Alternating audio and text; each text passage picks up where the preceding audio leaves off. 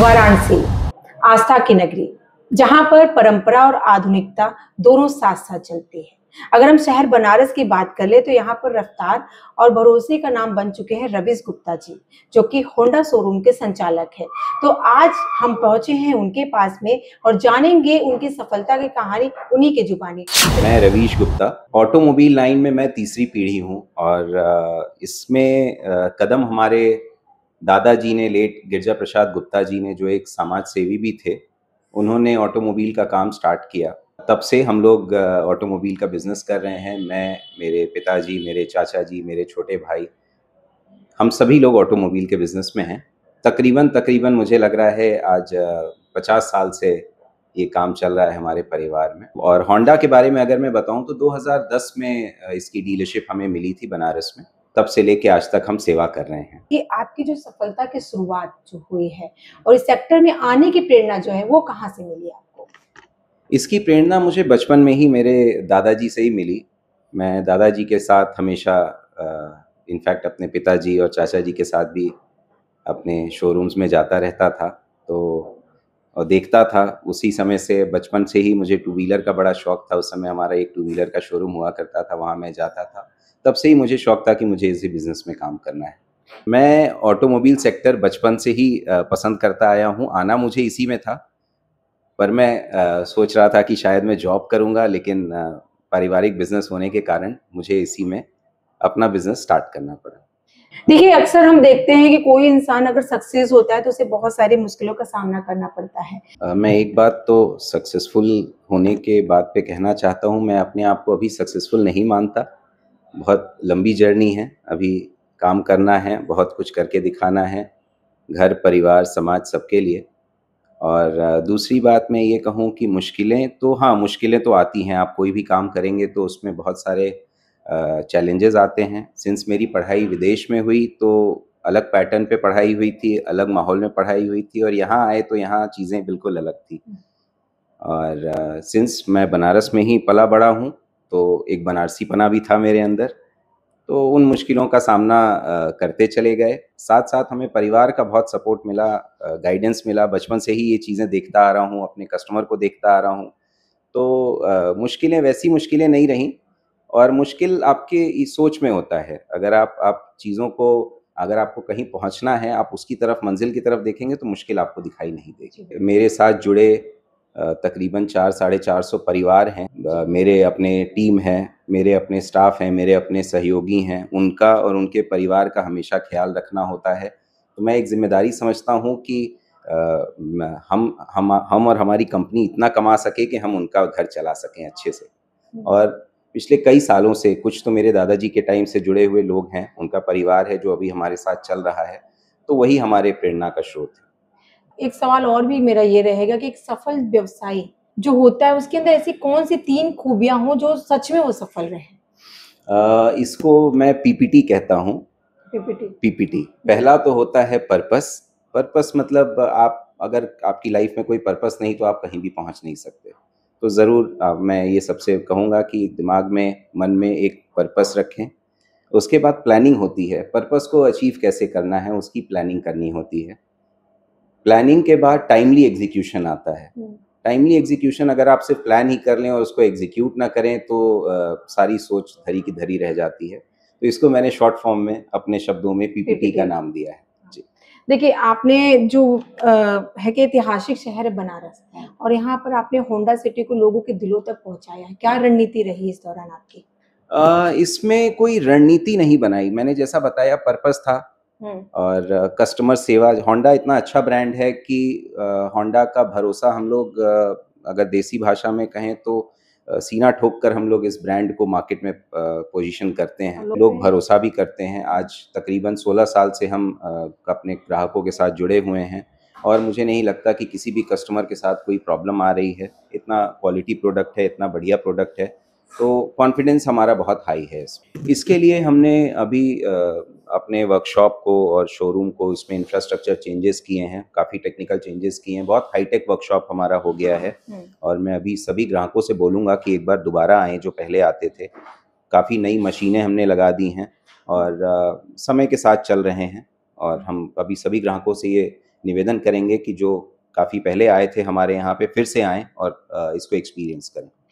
तो आपकी टीम का वो कौन-सा मूल्य जो आपको बहुत प्रेरित करता है?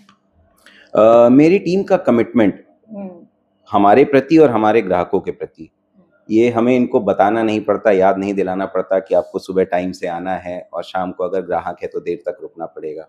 अभी दिवाली आ रही है, तो दिवाली की रात हम लोग दिवाली के बाद दिवाली मनाते हैं, ये मैं सबसे कहता हूँ।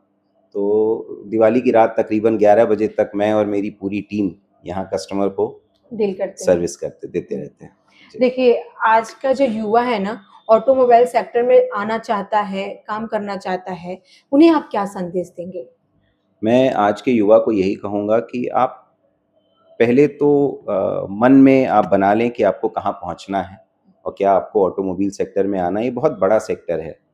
ऑटोमोबाइल एक छोटा-सा नाम है, लेकिन ये ड्राइवर है, ये चक्का है जो हमारे देश को चला रहा है। ये व्हील्स हैं जो हमारे देश को ड्राइव कर रहे हैं। तो पहले तो आप अपने मन में बैठाएँ कि हाँ, हमें इस सेगमेंट में आना है, और अगर आते हैं तो आपको ये सोचना पड़ेगा कि कस्टमर को अगर आपने सर्विस सही दे दी, तो ये कस्टमर पहले के मेरा ये मानना है कि पहले के कुछ 100 सवा 100 कस्टमर्स को आपको गाड़ी बेचनी पड़ती है, उसके बाद वही 100 सवा 100 कस्टमर्स आपके लिए आपकी गाड़ियाँ बेचते हैं। पिछले कुछ वर्षों में हमने तकरीबन एवरेज 15% का ग्रोथ लिया है। लास्ट ईयर हमने 40% का ग्रोथ लिया है, और जिस तरह से हमारा देश, हमारा बनारस आगे बढ़ रहा है, हमें ये लगता है कि इस साल भी हम लोग 25% का ग्रोथ लेंगे, और आने वाले समय में 20 से 25% का लगातार ग्रोथ हम लोग प्लान कर रहे हैं। हमने 2 और शोरूम होंडा के अभी प्लान किए हैं, जो आने वाले समय में हम लोग स्टार्ट करने वाले हैं, और साथ-साथ हम लोग हमारे साथ और भी नेटवर्क्स जोड़ रहे हैं। तकरीबन 8 नेटवर्क जो हमारे साथ जुड़े हुए हैं, उनके अलावा 4 नेटवर्क और हम लोग प्लान कर रहे हैं। आपकी नज़र में ग्राहक जो शब्द है, वो क्या है आपके लिए, बिज़नेस या फिर रिश्ता? ये रिश्ता है, ये कहने की बात ही नहीं है। बिज़नेस तो बाद में आता है, पहले रिश्ता बनता है, कस्टमर का भरोसा बनता है। कस्टमर हमारे यहाँ जो आता है एक भरोसे के साथ आता है। हमारे यहाँ सभी तरह की फैसिलिटीज़ मिलती हैं, कस्टमर को अपनापन मिलता है, और कोई अगर नाराज़गी होती भी है तो हम लोग आपस में बैठ के उसको सॉल्व करते हैं। अगर आपको अपने सफ़र को एक लाइन में उतारना हो, तो वो लाइन क्या होगी रवीश जी? इसको मैं यही कहूँगा कि एक भरोसे का सफ़र है ये। भरोसा आपको अपने सपनों पे करना होगा, अपने विचारों पे करना होगा, और अपने परिवार के दिए संस्कारों पे करना होगा। तो इसको मैं एक लाइन में अगर कहूँ तो ये भरोसे का सफ़र है। बहुत आगे तक लेके जाता है जी, ये। बिल्कुल।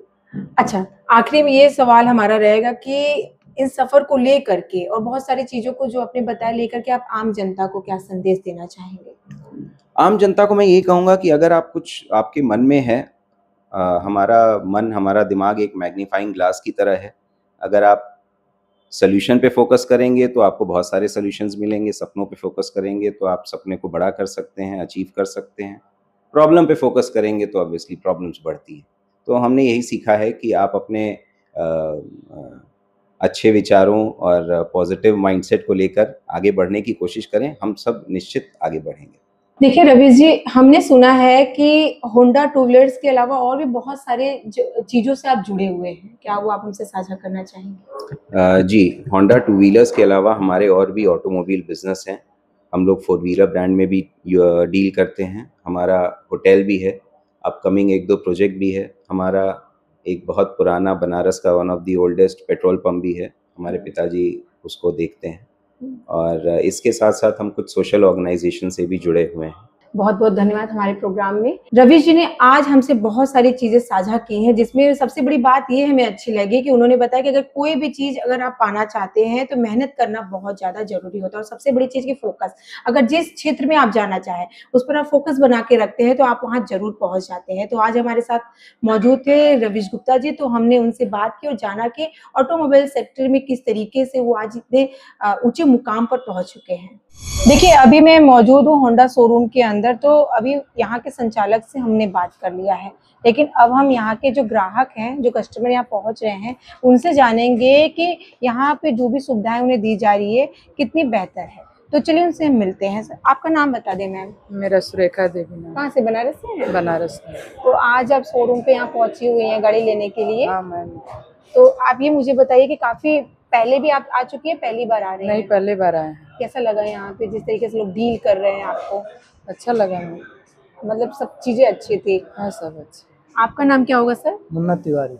आप कुछ साझा करिए कि आपको शोरूम में आगे कैसा लगा? नहीं, बहुत अच्छा लग रहा है। अच्छा, जो यहाँ के लोग हैं जो आपको डील कर रहे हैं, जिस तरीके से चीज सब बढ़िया है, और जो दाम की अगर हम बात कर ले तो ठीक ठाक, मतलब सब कुछ अच्छे तरीके से हो जा रहा है। ठीक है, और जगह से ठीक। होंडा एक्टिवा लेने आया। एक्टिवा लेने आया तो क्या उसमें खूबियां देखी, इसी दुकान में क्यों आए, क्या क्या दिखे? इसी दुकान पर नजदीक पड़ता है घर से हम लोग का, इसलिए हम लोग। अगर सुविधाओं की अगर बात की जाए तो यहाँ पर कैसी है? ठीक है, और जगह से बेहतर है।